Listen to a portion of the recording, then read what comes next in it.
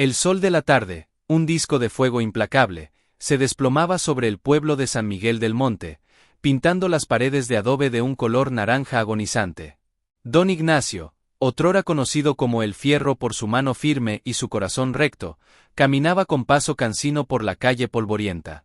Ya no llevaba el traje de charro que lo había hecho famoso en todas las ferias de Jalisco. Ahora su ropa era la de un campesino cualquiera, pantalones gastados y una camisa sencilla.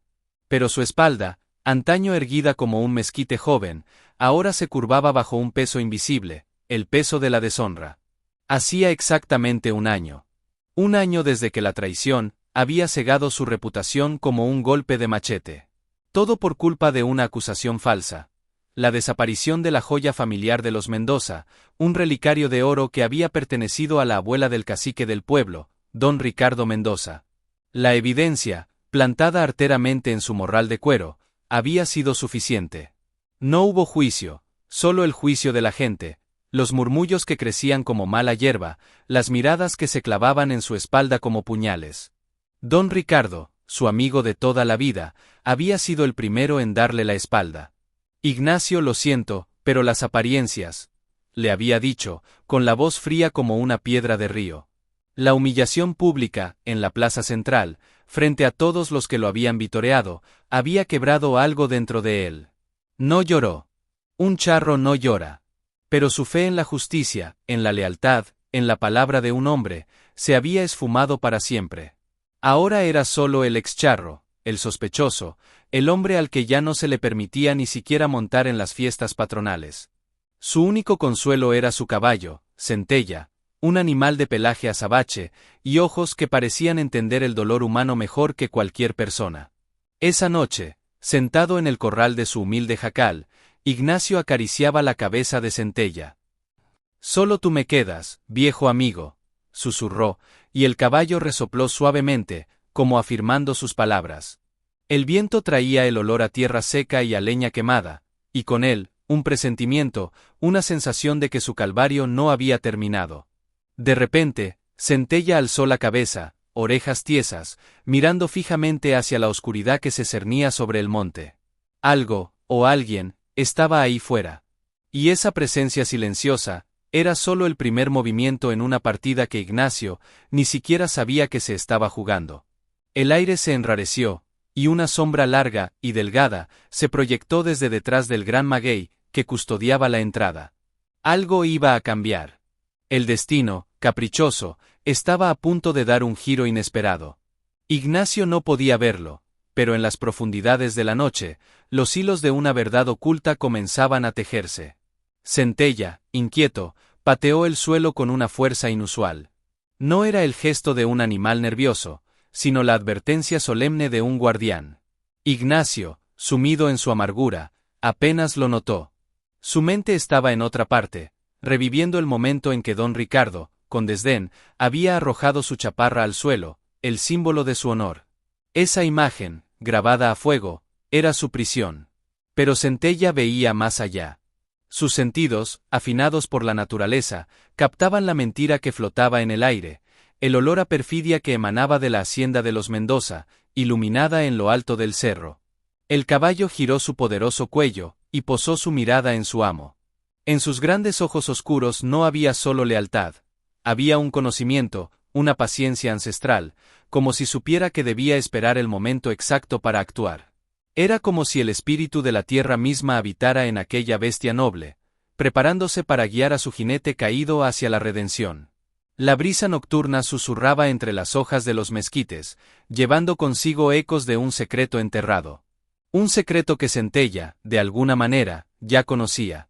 La luna comenzó a ascender, plateando el lomo del caballo, y dibujando una silueta solitaria y dramática contra el cielo estrellado. Era una imagen de profunda tristeza, pero también de una fuerza latente. La injusticia había derribado al hombre, pero no había podido tocar el vínculo inquebrantable entre él y su compañero de cuatro patas. Esa noche, mientras San Miguel del Monte dormía, ignorante de los dramas que se gestaban en la penumbra, el primer capítulo de una revelación monumental comenzaba a escribirse. No con palabras, sino con el firme resoplido de un caballo, y la mirada perdida de un hombre que había olvidado lo que significaba creer en algo. O en alguien. El clímax de esta primera parte llegó cuando una figura encapuchada emergió de entre las sombras, justo al borde de la propiedad de Ignacio, y lanzó una piedra pequeña que cayó a los pies del excharro. Atada a ella, un mensaje anónimo. Centella emitió un relincho agudo, un sonido de alerta y de desafío, mientras Ignacio, con manos temblorosas, desataba el papel. Al desdoblarlo, su corazón se detuvo. Solo decía: no fuiste tú. Pero el que lo hizo, te quiere muerto. Cuidado con el caballo, él sabe la verdad. Ignacio alzó la vista, confundido y aterrorizado. La figura había desaparecido. Miró a Centella, cuyo aliento formaba nubes de vapor en el aire frío. ¿Qué quería decir ese mensaje? ¿Cómo podía un caballo saber la verdad? La noche de repente se llenó de preguntas aterradoras y de una amenaza invisible. El cliffhanger quedó suspendido en el aire, tan pesado como el silencio que siguió al relincho de advertencia de Centella. La mañana siguiente amaneció tibia y clara, pero una pesadumbre gélida se había instalado en el pecho de Ignacio. El mensaje anónimo ardía en su bolsillo como una brasa. Cuidado con el caballo, él sabe la verdad. Las palabras le daban vueltas en la cabeza, mientras realizaba sus tareas, mecánicamente. Centella, por su parte, estaba inusualmente alerta. Cada ruido, cada movimiento, hacía que sus orejas se orientaran como rádares, escudriñando el entorno con una inteligencia que parecía humana. Su comportamiento ya no era solo el de un animal leal, era el de un centinela. Ignacio lo observaba con una mezcla de gratitud y creciente inquietud. ¿Era posible? ¿Podía Centella realmente saber algo? Más tarde esa misma tarde, llegó la noticia que sacudiría los cimientos de su vida solitaria. Un notario del pueblo más grande, Cocula, llegó a su jacal en un automóvil polvoriento. Don Ignacio Morales, le informó con formalidad, era el único heredero de una propiedad lejana, un rancho abandonado en las afueras de San Miguel, conocido como El Refugio. Lo heredaba de un tío abuelo del que apenas recordaba, un hombre solitario y huraño que había vivido alejado de todos. La gente del pueblo siempre había dicho que El Refugio estaba maldito, que en sus tierras había pasado una tragedia años atrás. Para Ignacio, no era una herencia, era una burla del destino. Un lugar arruinado, un cascarón vacío de sueños rotos, para un hombre arruinado. Pero el notario insistió, era suyo. Y algo en sus ojos, una sombra de simpatía, le hizo aceptar los papeles. Esa misma tarde, decidió ir a verlo. Montó en Centella y cabalgó hacia las afueras. El camino era pedregoso, flanqueado por nopales y huizaches. El rancho El Refugio era aún más desolado de lo que recordaba. La casa principal era un esqueleto de adobe agrietado, con el techo de teja parcialmente derrumbado. El corral estaba podrido, y un silencio espeso, cargado de polvo y abandono, lo envolvía todo. Era la imagen perfecta de su propia alma. Sin embargo, Centella reaccionó de una manera que heló la sangre de Ignacio. Al llegar a la entrada del casco de la hacienda, el caballo se plantó. Se negó a avanzar. No con miedo, sino con una determinación feroz. Sus hollares se dilataron, aspirando el aire rancio, y luego, con un resoplido fuerte, empezó a patear el suelo en un punto específico, justo frente a la puerta principal de la ruinosa casa. Ignacio tiró de las riendas, le habló con calma, pero Centella era una roca. Su instinto le dijo que aquel comportamiento no era normal. Desmontó y se acercó al lugar que el caballo señalaba con insistencia.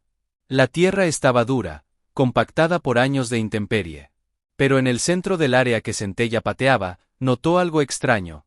Un pequeño montículo de piedras que parecía colocado a propósito, no por la naturaleza.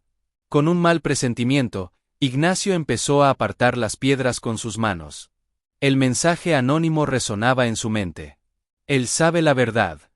Sus dedos, callosos y fuertes, removieron la última piedra y tocaron algo frío y metálico. No era una roca. Excavó un poco más, y el objeto surgió de la tierra, una pequeña y oxidada llave.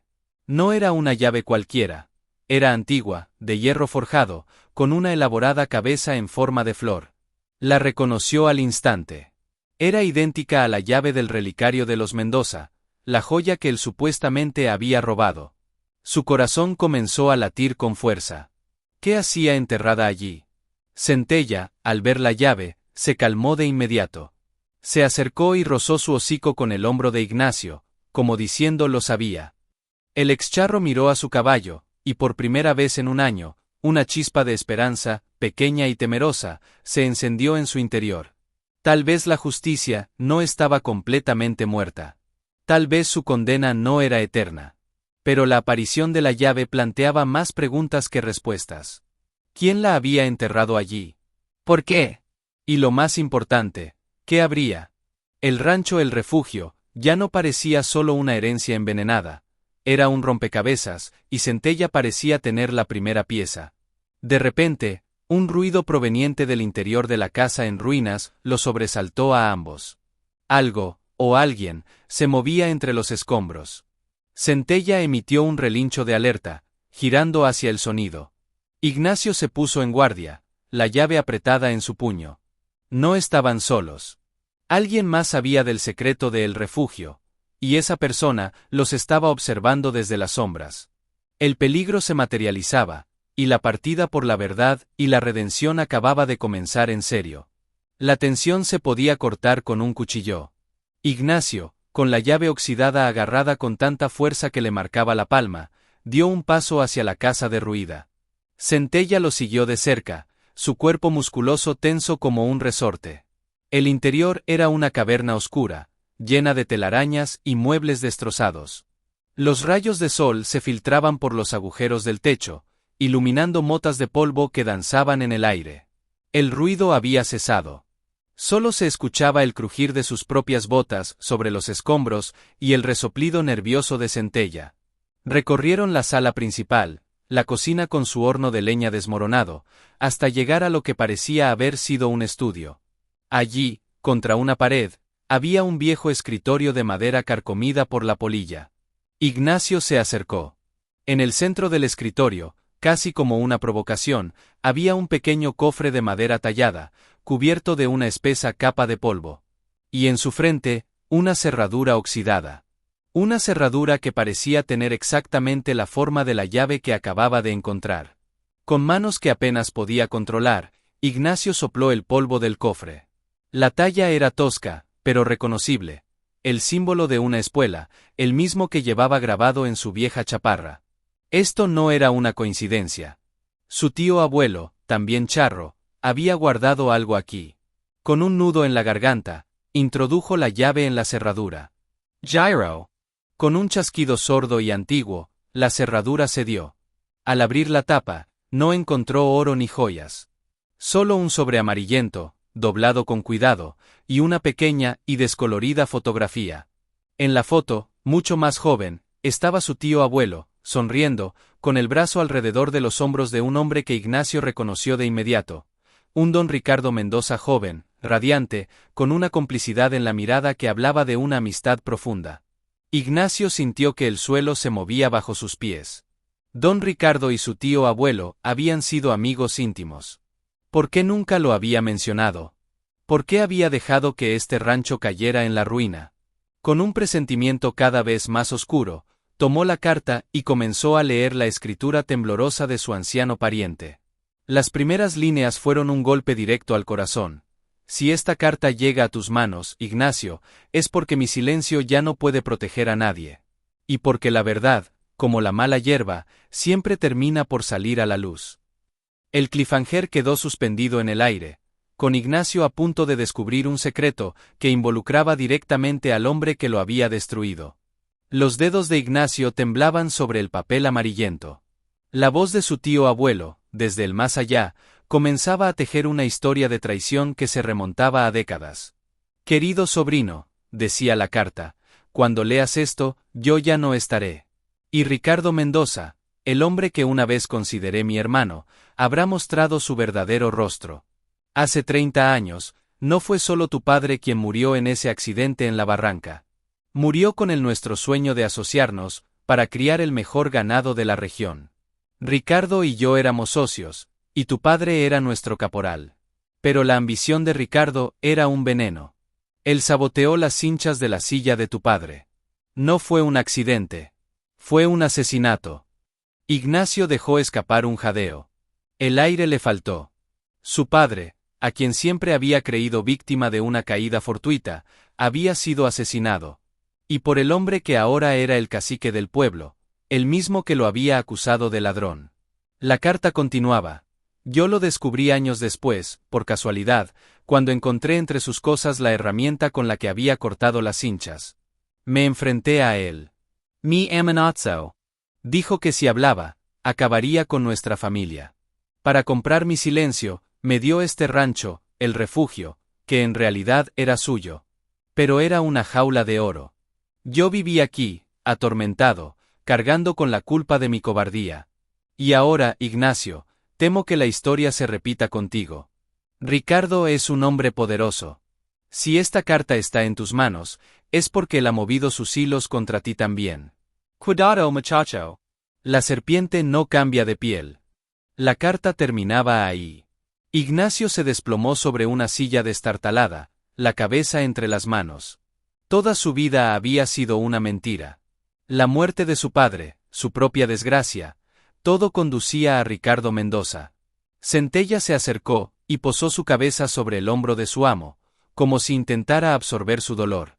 El caballo había guiado a Ignacio hasta esta verdad, una verdad que era mucho más amarga y peligrosa de lo que jamás hubiera imaginado. No se trataba de un simple robo, se trataba de una venganza heredada, de un secreto familiar manchado de sangre. El rancho El Refugio no era una herencia, era una confesión póstuma y una advertencia. Ignacio alzó la vista, sus ojos, antes apagados, ahora ardían con un fuego nuevo, el fuego de la rabia y la sed de justicia. Pero también con miedo. Mendoza era intocable. Tenía al pueblo en el bolsillo, a la autoridad a su servicio. ¿Cómo podría un excharro, un paria, enfrentarse a él? Miró a Centella. Tú me trajiste hasta aquí, ¿verdad, amigo? Murmuró. Tú sabías. El caballo resopló, y en sus ojos oscuros, Ignacio creyó ver un destello de aquella misma determinación. Salieron de la casa en ruinas, la carta y la foto guardadas en su pecho, como un escudo contra las mentiras. Pero al salir al patio polvoriento, se encontraron con una desagradable sorpresa. 3 hombres a caballo, encabezados por el caporal de la Hacienda Mendoza, un tipo brutal llamado Silvano, bloqueaban la salida. Don Ignacio, dijo Silvano con una sonrisa burlona, el patrón don Ricardo se enteró de que andabas husmeando por aquí en sus tierras. Me mandó a recordarte que los ladrones y los traicioneros no son bienvenidos.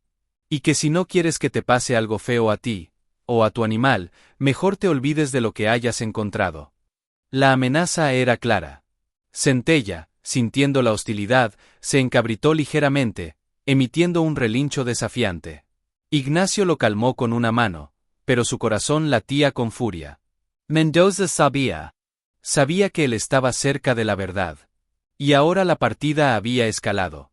Ya no era solo su honor lo que estaba en juego, era su vida, y la de su leal compañero. El enfrentamiento era inevitable, y la sombra de la Hacienda Mendoza se cernía sobre ellos, más larga y oscura que nunca. Ignacio midió a los jinetes. Eran 3, hombres duros, acostumbrados a la violencia. Él estaba solo, con solo un caballo y la verdad como armas. Pero esa verdad ahora, le daba un coraje que había olvidado. Dile a tu patrón, Silvano, dijo Ignacio con una voz que no temblaba, que ya no soy el hombre asustado al que pudo humillar en la plaza. Dile que encontré una carta muy interesante. Sobre un accidente en la barranca, hace 30 años. El rostro de Silvano se descompuso por un instante. La sorpresa y un atisbo de miedo cruzaron sus ojos. Evidentemente, conocía la historia. Estás loco, viejo, gruñó, recuperando la compostura. No sabes de lo que hablas. La próxima vez, no será una advertencia. Y con un gesto, él y sus hombres dieron media vuelta, y se alejaron al galope, levantando una nube de polvo. Ignacio se quedó allí, respirando profundamente. Había tirado el primer guante. La guerra estaba declarada. Centella, junto a él, parecía más alto, más orgulloso. Habían enfrentado juntos la primera embestida. Pero Ignacio sabía que era solo el principio. Mendoza no se quedaría de brazos cruzados. Esa noche, de vuelta en su jacal, Ignacio no pudo dormir. La carta ardía en su mente. Necesitaba más. Necesitaba una prueba irrefutable que vinculara a Mendoza con el asesinato de su padre y con el robo del relicario. Este último, se dio cuenta, debió ser un pretexto para desacreditarlo, para alejarlo de cualquier posible investigación sobre el pasado. Centella, recostado en un rincón del corral, también parecía inquieto. De repente, se levantó y se acercó a la cerca de madera que delimitaba la propiedad. Comenzó a rascar el suelo con su pata delantera, justo en un punto donde la tierra parecía más suelta. Ignacio, observándolo desde la puerta, sintió un escalofrío. No era la primera vez. Se acercó con una lámpara de aceite. ¿Qué tienes, muchacho? ¿Qué más sabes? Tomó una pala, y empezó a cavar donde Centella indicaba. A poca profundidad, la pala golpeó algo metálico. No era una llave esta vez. Era un objeto más grande, más pesado. Al sacarlo y limpiarlo del barro, Ignacio contuvo la respiración. Era una vieja espuela de plata, muy ornamentada, con una inscripción grabada en la hebilla. La acercó a la luz de la lámpara y leyó, con el corazón en un puño: para Ricardo, mi hermano de espuela. Firmado, Tomás. Tomás era el nombre de su tío abuelo. Era la espuela de don Ricardo, la contraparte de la que llevaba su tío en la foto. Pero lo más crucial era que a una de las puntas de la espuela, en un recoveco, aún quedaba adherido, con una mancha oscura de lo que parecía sangre seca, un pequeño trozo de cuero encerado. El mismo tipo de cuero del que estaban hechas las cinchas de una silla de montar. Centella lo había guiado hasta la prueba física. La prueba que vinculaba la espuela de Mendoza con el accidente de su padre. Ignacio apretó la espuela contra su pecho. Ahora sí tenía algo. Pero también sabía que poseer esa prueba lo convertía en el blanco número 1 de Mendoza. En ese preciso instante, una piedra rompió el silencio de la noche, estrellándose contra la pared de adobe, justo al lado de su cabeza. El mensaje era claro: lo estaban vigilando. Y la próxima piedra podría ser una bala. El cerco se estrechaba, y la carrera contra el tiempo y el poder de Mendoza había comenzado.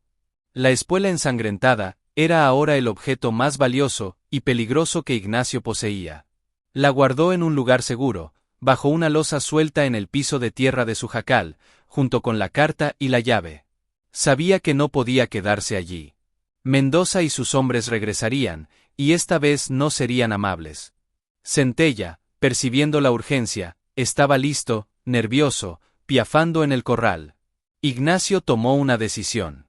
Tenía que llegar a Cocula, a la oficina del notario, o quizás incluso a la ciudad de Guadalajara, a buscar a alguien que pudiera escuchar su historia. Pero necesitaba una ruta segura, una que Mendoza no vigilara. Se le ocurrió entonces el camino del viejo indio, una vereda olvidada que serpenteaba a través de la montaña, un atajo que solo los más viejos del pueblo conocían. Su padre se lo había mostrado cuando era niño. Era peligroso, escarpado, pero era su única opción. Con la primera luz del alba, empacó algunas provisiones, aseguró la espuela en sus alforjas y montó en Centella. Nos toca la montaña, amigo. Allá nos protegerán los espíritus de la tierra. Centella pareció entender. Tomaron el camino hacia las faldas del cerro, alejándose de los polvorientos caminos principales. El aire era más fresco, el paisaje se volvía agreste y hermoso. Gigantescos órganos y yucas se alzaban hacia el cielo. El silencio solo era roto por el canto de los pájaros y el crujir de las pezuñas de Centella sobre las piedras. El caballo avanzaba con una seguridad pasmosa, como si conociera el camino de memoria, eligiendo siempre el paso más firme, evitando las grietas y los pedregales sueltos. Ignacio confiaba en él ciegamente. Después de varias horas de ascenso, llegaron a un pequeño claro, una meseta desde donde se veía todo el valle de San Miguel. Allí, Centella se detuvo de nuevo. Esta vez, no se negó a avanzar, sino que se dirigió con determinación hacia una formación rocosa peculiar, dos grandes peñascos que se inclinaban uno contra el otro formando una suerte de cueva baja. Ignacio desmontó. ¿Qué hay aquí, muchacho? Centella se adentró en la cueva, y comenzó a rascar en un rincón, donde la tierra estaba húmeda. Ignacio, con un palo, empezó a ayudar. No encontraron otro objeto, pero sí algo igual de valioso: un pequeño manantial de agua cristalina que brotaba de entre las rocas, formando un charco poco profundo. Era un oasis secreto. Pero Centella no se calmó. Siguió rascando alrededor del manantial, hasta que su casco golpeó algo que no era piedra ni tierra. Era cuero. Ignacio tiró del objeto. Era una bolsa de cuero, podrida por el tiempo y la humedad, pero aún intacta. Con manos temblorosas, la abrió. En su interior, protegido por una capa de grasa endurecida, había un cuaderno de notas. Las páginas, aunque manchadas de humedad, eran legibles. Era el diario de su padre. Ignacio se sentó en una roca, el corazón palpitándole en los oídos. Leyó pasajes sobre el amor de su padre por su madre, sobre su sueño de tener su propio rancho, sobre su amistad con Tomás y con Ricardo. Y luego, en una entrada fechada, justo una semana antes de su muerte, encontró la bomba. Desconfío de Ricardo. He visto cómo mira a mi mujer. Y anoche, lo escuché discutiendo con Tomás sobre la herencia de la vieja Mendoza. Hablaba de un relicario, de oro, que la abuela le prometió en secreto a Tomás. Ricardo está obsesionado con él. Dice que es suyo por derecho. Temo que su ambición lo lleve a hacer una locura. Las piezas del rompecabezas encajaban con un estruendo sordo. El relicario no era de Ricardo. Era de Tomás. Ricardo no solo había matado a su padre por la ambición del rancho y por celos, sino que también había robado el relicario a su propio amigo.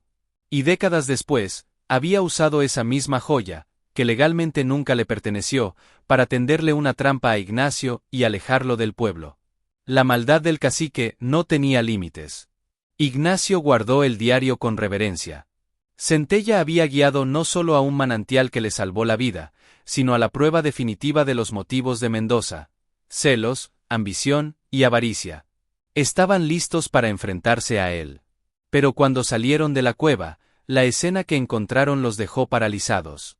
Abajo, en el valle, una columna de humo negro y espeso se elevaba hacia el cielo. No era cualquier humo. Provenía de la dirección de su jacal. Mendoza había dado el siguiente paso. No iba a esperar a que Ignacio actuara. Había decidido borrar todo rastro de él, y de su pasado, con fuego. La rabia de Ignacio estalló. «Es mi casa».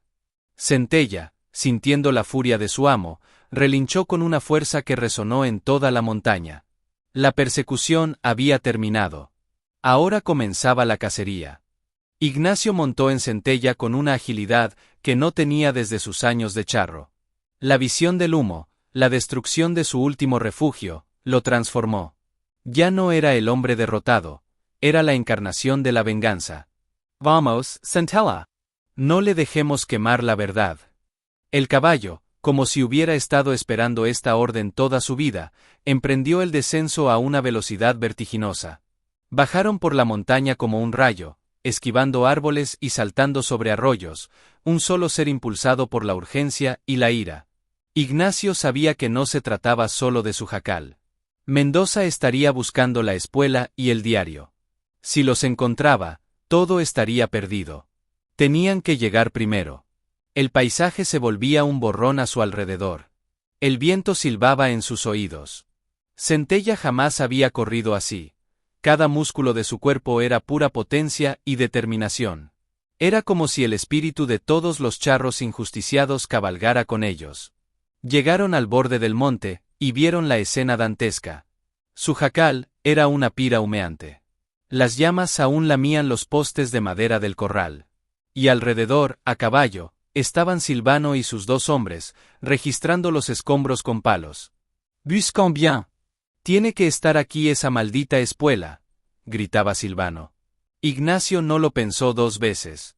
Con un grito desgarrador, espoleó a Centella y cargó contra ellos. La sorpresa fue total. Centella, convertido en un proyectil de carne y furia, se abalanzó sobre el caballo de uno de los hombres, derribándolo. Ignacio, sin armas, saltó de la silla y se encaró con Silvano. «Bastardo. Incendiaron mi casa».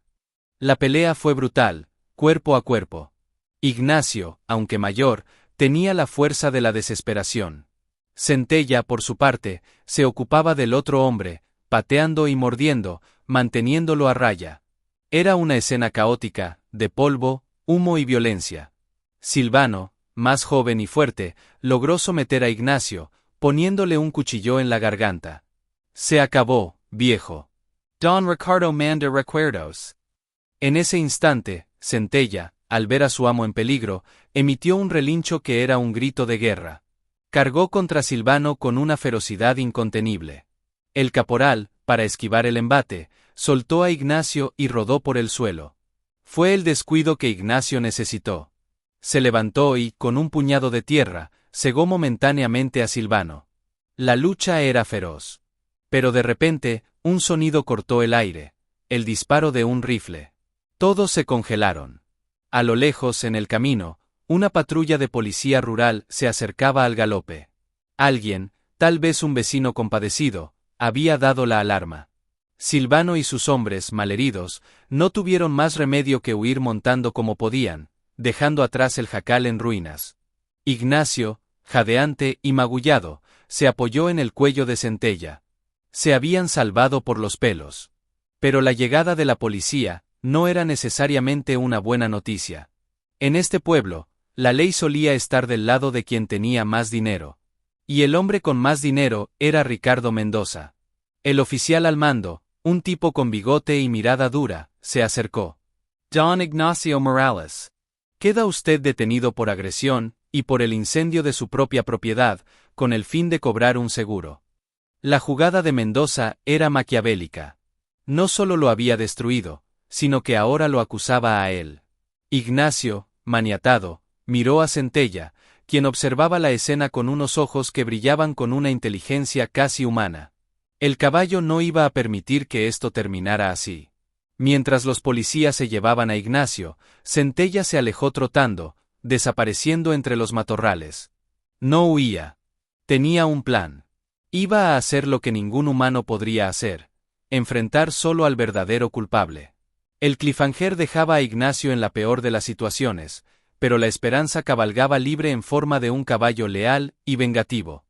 La celda en la delegación del pueblo era fría, húmeda y olía a desesperanza. Ignacio, sentado en un banco de cemento, sentía el peso de la derrota más absoluta. Mendoza había ganado. Lo tenía justo donde quería, desacreditado, encarcelado y a punto de ser enviado a una prisión de la ciudad por un crimen que no cometió. Afuera, la noche había caído. A través de la pequeña reja de la ventana, veía las luces del pueblo, indiferentes a su sufrimiento. Pensó en Centella. ¿Dónde estaría? Esperaba que estuviera a salvo. No podía soportar la idea de que le hicieran daño. Mientras tanto, Centella no estaba escondido. El noble animal, guiado por un instinto que trascendía lo animal, se movía con sigilo por las calles oscuras de San Miguel del Monte. Su objetivo era uno solo: la hacienda de don Ricardo Mendoza. Galopó por los callejones traseros, evitando las zonas iluminadas, su pelaje azabache fundiéndose con las sombras. Llegó a los imponentes portones de hierro forjado de la hacienda. Estaban cerrados, pero eso no era un obstáculo para él. Encontró un punto donde la antigua pared de piedra estaba parcialmente derrumbada, y, con una agilidad sorprendente, saltó al interior de la propiedad. Los perros guardianes comenzaron a ladrar, pero Centella, en lugar de huir, se plantó frente a ellos. No mostró miedo. Resopló fuerte, pateó el suelo, y su presencia, cargada de una autoridad extraña, hizo que los perros, uno a uno, se callaran y retrocedieran, gimiendo sumisos.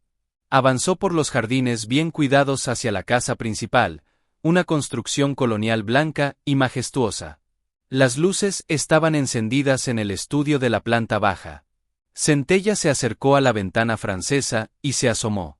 En el interior, don Ricardo Mendoza, con una copa de brandy en la mano, celebraba con Silvano, cuyo brazo estaba vendado.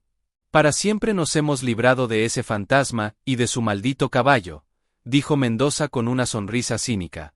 Sin esa espuela, su palabra no vale nada. Mañana, Ignacio Morales será solo un recuerdo desagradable. Centella observó la escena. Sus ojos se posaron en un objeto que descansaba sobre el escritorio de Caoba de Mendoza. El relicario de oro, la joya que había desencadenado todo. Estaba allí, a la vista, como un trofeo de su maldad. El caballo retrocedió de la ventana. No iba a confrontarlos físicamente. Tenía una idea mejor, una que solo un animal con su inteligencia y conexión con el lugar podría ejecutar. Se dirigió a los establos de la hacienda. Allí, entre purasangres de raza y caballos de alto precio, se encontraban los animales de trabajo, los más viejos y sabios. Centella se acercó a un viejo pouni gris, casi ciego, que llevaba décadas en la hacienda. Los caballos se comunican de maneras que los humanos no comprenden, a través de sonidos, olores y una energía sutil. Centella rozó su hocico con el del pouni, resopló suavemente, y luego emitió una serie de sonidos bajos, casi como un murmullo. El viejo pouni, que había estado presente 30 años atrás, que había sido testigo mudo de la discusión entre Tomás y Ricardo la noche anterior al accidente, pareció entender. Alzó su cabeza y relinchó, un sonido débil pero lleno de significado. Luego, Centella hizo lo mismo con una yegua alazana, luego con un potrillo joven. Era como si estuviera pasando la voz, contando la historia de la traición a toda la manada. Una energía de inquietud comenzó a recorrer los establos.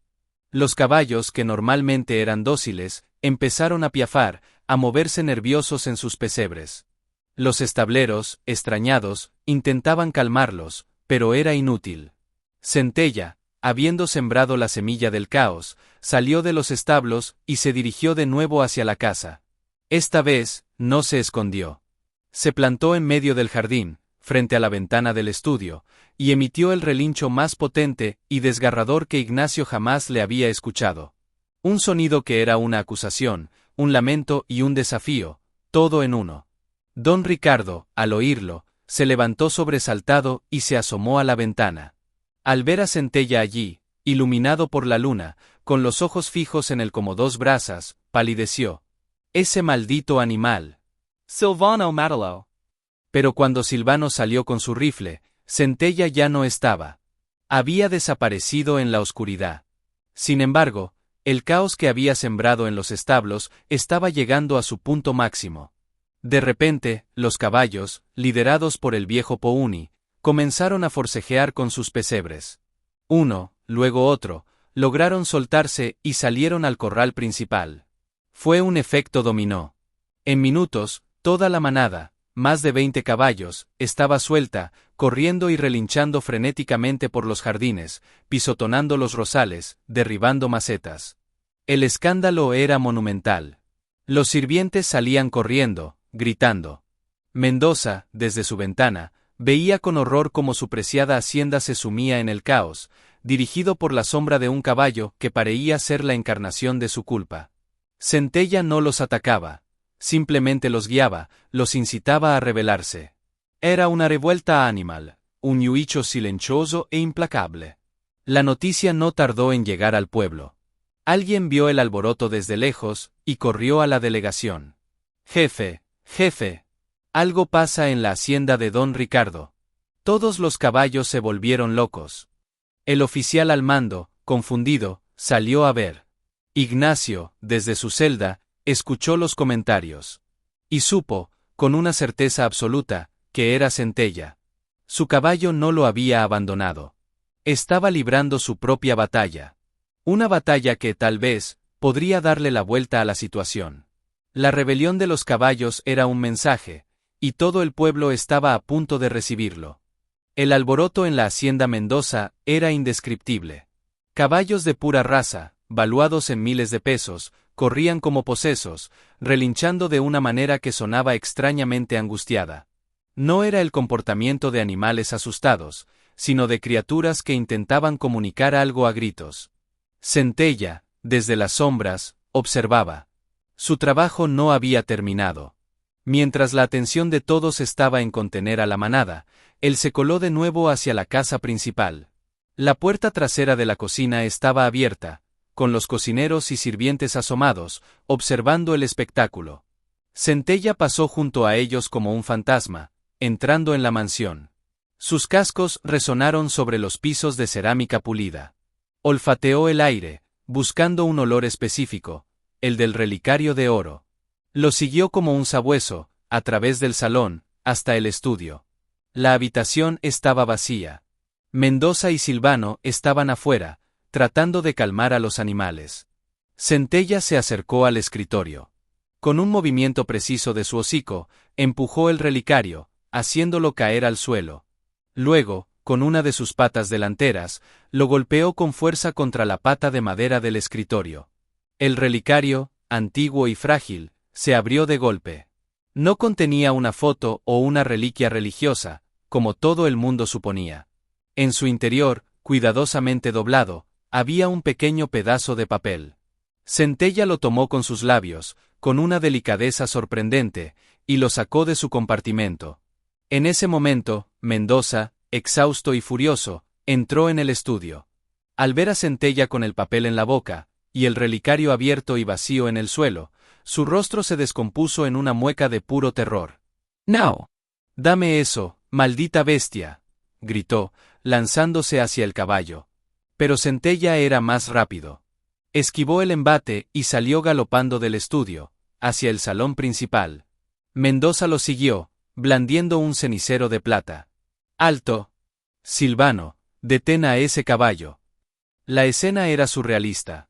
Un poderoso cacique persiguiendo a un caballo dentro de su propia casa, mientras éste llevaba en la boca un secreto que podía destruirlo. Centella irrumpió en la sala principal, donde varios de los sirvientes se habían refugiado. Todos vieron, con asombro, cómo el majestuoso animal negro se detenía en el centro de la habitación, con un papel en la boca, y como don Ricardo entraba detrás, loco de rabia. «Es Millionen, entienden? Todo me pertenece por derecho», berreaba Mendoza, ya fuera de sí. Centella, entonces, en un acto de inteligencia sobrehumana, se acercó a la chimenea, donde ardía un fuego bajo. No lo arrojó a las llamas.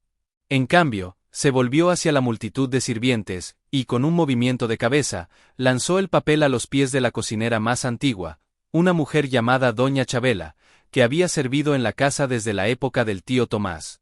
Ella, con manos temblorosas, lo recogió. Mendoza se abalanzó sobre ella para arrebatárselo, pero los otros sirvientes, viendo la escena, se interpusieron. Doña Chabela, con lágrimas en los ojos, desdobló el papel y leyó en voz alta, con una voz que temblaba pero era clara. «Yo, Ricardo Mendoza, confieso que el día 14 de abril, saboteé las cinchas de la silla de mi caporal, Ignacio Morales padre, provocando su muerte. Lo hice por ambición, y por los celos que me producía su familia. Y juro que, si mi amigo Tomás habla, haré lo mismo con él. Esta es mi confesión, escrita por mi mano, para que nunca se olvide la verdad. Firmado, Ricardo Mendoza». Un silencio sepulcral cayó sobre la sala. La confesión escrita, escondida durante 30 años en el relicario, había sido liberada por un caballo. La verdad, al fin, estaba expuesta. Mendoza, derrotado, se desplomó de rodillas. Centella, erguido y triunfante, resopló, su aliento formando una nube en el aire cargado de la habitación. Había cumplido su misión. El cliffhanger ya no era sobre el peligro, sino sobre el triunfo de la justicia más pura, administrada por la lealtad de un animal. El silencio en la sala de la hacienda Mendoza era tan denso que se podía oír el crepitar del fuego en la chimenea. Doña Chabela sostenía la confesión como si fuera un objeto sagrado, sus lágrimas manchando el papel antiguo. Los otros sirvientes miraban a don Ricardo, arrodillado en el suelo, con una mezcla de horror y de una extraña liberación. La máscara del cacique benévolo se había desmoronado, revelando al asesino y mentiroso que siempre había sido. Afuera, el caos entre los caballos comenzó a amainar. Era como si, una vez cumplido su propósito de distracción, la manada entera se hubiera calmado por arte de magia. Centella, de pie en el centro de la sala, no era una bestia salvaje, sino un juez sereno. Su trabajo había terminado. En ese preciso momento, la puerta principal se abrió de golpe. El oficial de policía rural, seguido por sus hombres, entró en la casa. Habían venido a investigar el disturbio, pero se encontraron con una escena que nunca hubieran imaginado. «¿Qué pasa aquí?», preguntó el oficial, confundido. Doña Chabela, con voz firme ahora, se adelantó y le entregó la confesión. Lea esto, señor oficial. Aquí está la verdad sobre la muerte del viejo Morales, y sobre la desgracia de su hijo. El oficial leyó el documento, y su rostro se fue poniendo pálido. Miró a Mendoza, todavía postrado en el suelo, y luego a Centella, cuyo porte noble parecía confirmar toda la historia. No había lugar para dudas. La evidencia era irrefutable, firmada por el propio culpable. Don Ricardo Mendoza, dijo el oficial con solemnidad, queda usted detenido por el asesinato de Ignacio Morales padre, y por el fraude y la difamación contra Ignacio Morales hijo. No hubo resistencia.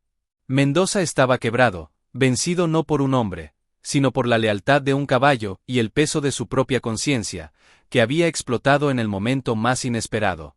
Mientras se lo llevaban, su mirada se cruzó por un instante con la de Centella. No hubo odio en los ojos del animal, solo una profunda y tranquila certeza. Era la mirada de la justicia pura, imparcial e implacable. La noticia se extendió por San Miguel del Monte, como un reguero de pólvora. Para cuando el sol comenzaba a ascender, todo el pueblo sabía lo ocurrido. La gente, que había dado la espalda a Ignacio, ahora se congregaba frente a la delegación, no con ira, sino con una vergüenza colectiva y un asombro reverencial. El oficial, cumpliendo ahora con su deber, liberó a Ignacio. Al salir de la celda, pálido y con la ropa sucia, Ignacio se encontró con una multitud silenciosa. Y en medio de esa multitud, estaba Centella.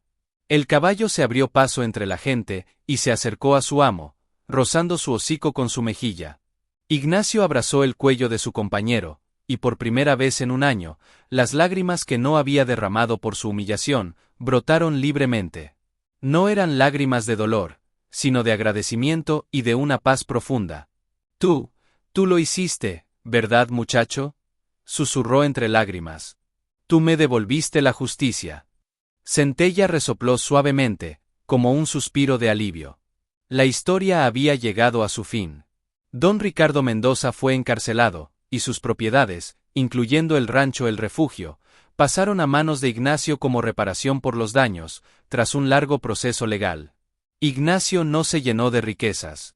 Usó el dinero de la venta de la hacienda para crear una fundación para niños huérfanos y para restaurar el refugio, no como un recordatorio de la tragedia, sino como un santuario para caballos maltratados, un lugar donde la lealtad y el amor por estos nobles animales fuera la única ley. Y en el centro de ese rancho, bajo el gran mezquite donde todo comenzó, una placa simple decía: a Centella, el caballo que me enseñó que la justicia verdadera no la hacen los hombres, sino el corazón de los que nos son leales. Gracias, amigo. Ignacio, el excharro, nunca volvió a vestir el traje de gala. Pero montaba a diario, cabalgando junto a Centella por los mismos senderos que una vez recorrieron con dolor, ahora bañados por la luz de una nueva y esperanzadora mañana. La fe en la justicia había sido restaurada, no por un abogado o un juez, sino por el relincho valiente de un caballo, y el secreto que guardó hasta el momento preciso para liberar la verdad. El círculo se cerraba, y la leyenda del excharro y su caballo se convertía en parte del folclore de San Miguel del Monte, un recordatorio eterno de que la lealtad y la verdad siempre encuentran un camino, incluso en los corazones más oscuros. El epílogo de la historia se desarrolló años después. Ignacio, ahora un hombre mayor y sereno, veía cómo el refugio florecía. Niños correteaban entre los corrales, y caballos recuperados pastaban pacíficamente. Centella, aunque canoso alrededor del hocico, seguía tan alerta y noble como siempre. Una tarde, mientras el sol se ponía, pintando el cielo de naranja y púrpura, Ignacio se sentó en el porche de la casa reconstruida, acariciando la cabeza de su viejo amigo. «Sabes, Centella», murmuró, «al final, esa injusticia no me rompió. Me llevó a ti. Y me enseñó que a veces, el bien más grande nace del mal más profundo». Centella, como entendiendo cada palabra, cerró sus ojos, disfrutando del contacto. No había necesidad de más palabras. El vínculo entre ellos era más fuerte que cualquier injusticia, más perdurable que cualquier mentira. Eran, y siempre serían, el excharro y su caballo, un testimonio viviente de que la redención existe, y que a menudo galopa en 4 patas. La última imagen era la de los 2 siluetas contra el atardecer, una de pie, la otra recostada, en perfecta y eterna armonía.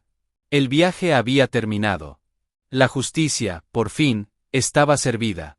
La noticia de la caída de don Ricardo Mendoza resonó en San Miguel del Monte como un trueno en día soleado.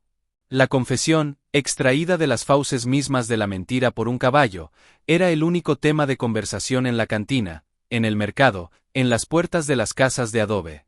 La gente que había señalado a Ignacio con desdén ahora, bajaba la mirada con vergüenza cuando él pasaba, montado en centella, por la plaza principal. No hubo celebraciones, ni alegría desbordante en el corazón del excharro. Había una paz, sí, una tranquilidad profunda como la de un lago después de la tormenta, pero también una tristeza por los años perdidos, y por la podredumbre que había descubierto en alguien a quien una vez llamó amigo. La justicia había llegado, pero su sabor era agridulce. Los días siguientes fueron un torbellino de trámites legales. La confesión escrita fue autenticada, y el caso contra Ignacio fue desestimado por completo. Las propiedades de Mendoza, ahora embargadas por el Estado, se convirtieron en un complejo entramado legal. Ignacio, aconsejado por el notario que una vez le trajo la herencia envenenada, decidió no quedarse con la lujosa hacienda. No quería vivir entre los muros que habían albergado tanta maldad. En su lugar, aceptó una compensación económica y la propiedad legal y completa de El Refugio, el rancho que había sido el escenario del descubrimiento de la verdad. Ese lugar, que una vez simbolizó el abandono y un secreto oscuro, ahora representaba para él un nuevo comienzo. Con las primeras luces de un sábado, Ignacio y Centella cabalgaron hacia lo que sería su nuevo hogar. Ya no era la ruina desoladora de semanas atrás. Contratando a algunos de los mismos peones que ahora buscaban trabajo tras la disolución del Imperio de Mendoza, Ignacio había comenzado la limpieza. Se repararon los corrales, se estabilizaron los muros de la casa principal y se despejó el terreno de maleza. Centella supervisaba todo con aire de patriarca, paseándose entre los trabajadores, quienes empezaron a mirarlo no como a un animal, sino como a un ser especial, casi sagrado. Una tarde, mientras Ignacio pintaba la nueva puerta de madera de un blanco brillante, un niño del pueblo, un muchacho tímido llamado Luis, se acercó al cerco. Observaba a Centella con admiración. ¿Es cierto, don Ignacio?, preguntó con voz temblorosa, que él fue quien descubrió al malo. Ignacio sonrió, una sonrisa genuina que le aligeraba el rostro. Sí, muchacho. Centella aquí es el verdadero héroe. Él nunca perdió la fe cuando yo ya no creía en nada. El niño extendió una mano y Centella, con una delicadeza conmovedora, se acercó y rozó su hocico con la palma abierta. Fue en ese instante, viendo la conexión instantánea entre el animal y el niño, que una idea comenzó a germinar en la mente de Ignacio. Recordó su propia infancia, la libertad y las lecciones de vida que había aprendido montando a caballo. Pensó en todos los niños del pueblo, en los huérfanos, en los que tenían pocas oportunidades. El refugio no debería ser solo su casa. Debería ser un santuario. Un lugar donde los más vulnerables pudieran encontrar consuelo y aprender valores de lealtad, respeto y superación, a lomos de un compañero de 4 patas. Esa noche, sentado en el porche de su casa casi renovada, compartió su idea con Centella. ¿Qué te parece, amigo? Un lugar para niños. Donde tú y los otros caballos que rescatemos les enseñen lo que es la confianza. Centella, recostado a su lado, alzó la cabeza y resopló, como si diera su aprobación. La semilla de un legado de bondad, nacido de la traición más amarga, comenzaba a echar raíces. Pero el pasado no se desvanecía tan fácilmente. Mientras Ignacio soñaba con el futuro, una figura oscura observaba el rancho desde la distancia, entre los matorrales del monte. Era Silvano, el caporal desempleado y resentido. Había logrado escapar de los cargos más graves, pero su odio por Ignacio, y sobre todo, por ese maldito caballo endemoniado, ardía con más fuerza que nunca. La venganza de Mendoza había terminado, pero la de su leal sicario estaba a punto de comenzar. El nuevo amanecer de Ignacio y Centella enfrentaría pronto una nueva y peligrosa sombra. La luz de la luna bañaba el patio del refugio, transformando el polvo en plata y proyectando sombras alargadas y danzantes. Ignacio dormía un sueño profundo, agotado por el trabajo pero con el corazón liviano por primera vez en años. En el corral, Centella no dormía. Sus sentidos, siempre alerta, captaron un sonido fuera de lugar. El crujido leve de una rama, el susurro de la ropa contra la maleza. No era el sonido de un coyote o un tejón. Era el sonido sigiloso de un hombre. Silvano, moviéndose con la astucia de una serpiente, se deslizó hacia el corral. En su mano no llevaba un rifle, sino una jeringuilla robada de la clínica veterinaria, llena de un tranquilizante potente. Su plan era simple y cruel: drogar a Centella, llevárselo lejos y matarlo lentamente, haciendo pagar al animal por la caída de su patrón y por su propia desgracia. La valla del corral, nueva y resistente, no fue un obstáculo para él. La escaló con agilidad y cayó al interior con un suave golpe. Centella, que lo había observado desde el momento en que traspasó el límite de la propiedad, no se inmutó. No relinchó, no se alarmó. Se quedó quieto, como una estatua de ébano bajo la luz lunar, observando al intruso con una calma que resultaba inquietante. Silvano, confiado, se acercó. «Ahora te toca a ti, maldito bruto. Vas a pagar por todo», susurró con odio. Extendió la jeringuilla. En ese instante, Centella actuó. No fue un movimiento brusco ni violento. Fue un desplazamiento rápido y preciso. Esquivó la mano de Silvano, y, con un movimiento de su poderosa cabeza, golpeó el brazo del hombre. La jeringuilla salió volando y se clavó en el suelo, derramando su contenido en la tierra. Silvano, sorprendido y enfurecido, sacó un cuchillo. «Entonces será a la antigua», gruñó. Cargó contra el caballo, pero Centella era pura gracia y potencia. Giró sobre sus patas traseras, evitando la cuchillada, y de un rápido movimiento, mordió la muñeca de Silvano. El hombre gritó de dolor, y el cuchillo cayó. El ruido despertó a Ignacio. Saltó de la cama, y, al asomarse a la ventana, vio la escena.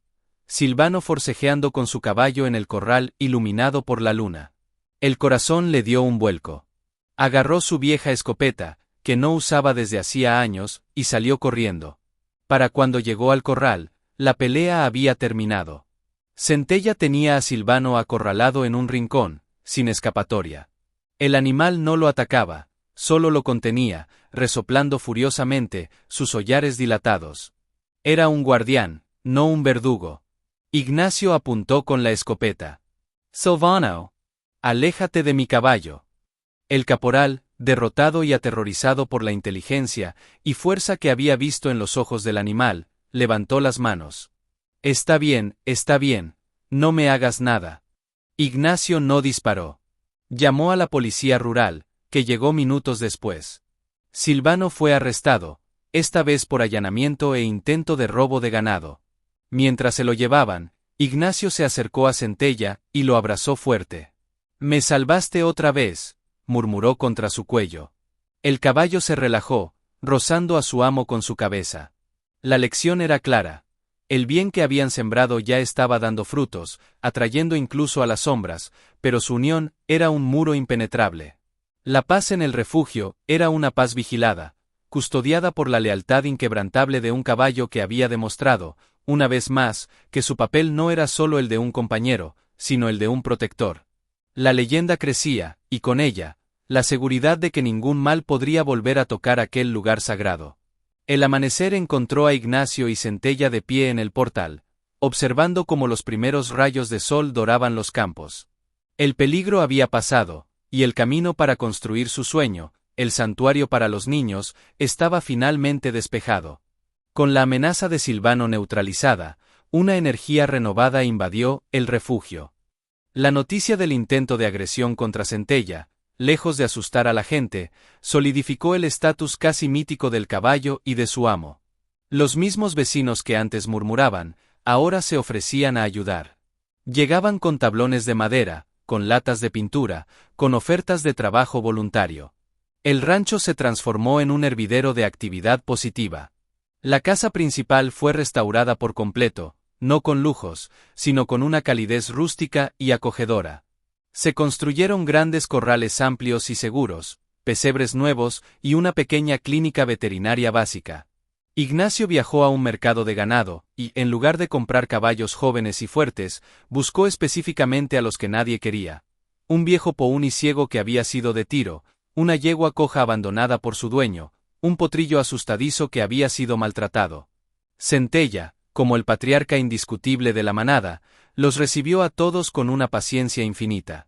Les enseñaba los límites del corral, compartía la comida, y con su sola presencia calmada, transmitía una seguridad que sanaba sus heridas, tanto físicas como emocionales. La fundación tomó forma legal, bajo el nombre de Jinetes del Alma. Ignacio se reunió con el sacerdote del pueblo, y con la trabajadora social. Juntos, identificaron a los primeros niños que se beneficiarían del programa. Luis, el niño tímido, una niña huérfana llamada Rosa que apenas hablaba, y un par de hermanos que habían tenido una infancia difícil. El primer día de actividades fue un milagro de ternura. Los niños, al principio recelosos, observaban a los caballos desde lejos. Ignacio, con una paciencia que había aprendido de Centella, no los forzó. Les habló de cada animal, de su historia, de su personalidad. Les enseñó a cepillarlos, a darles de comer zanahorias en la palma de la mano. Centella fue, una vez más, la clave.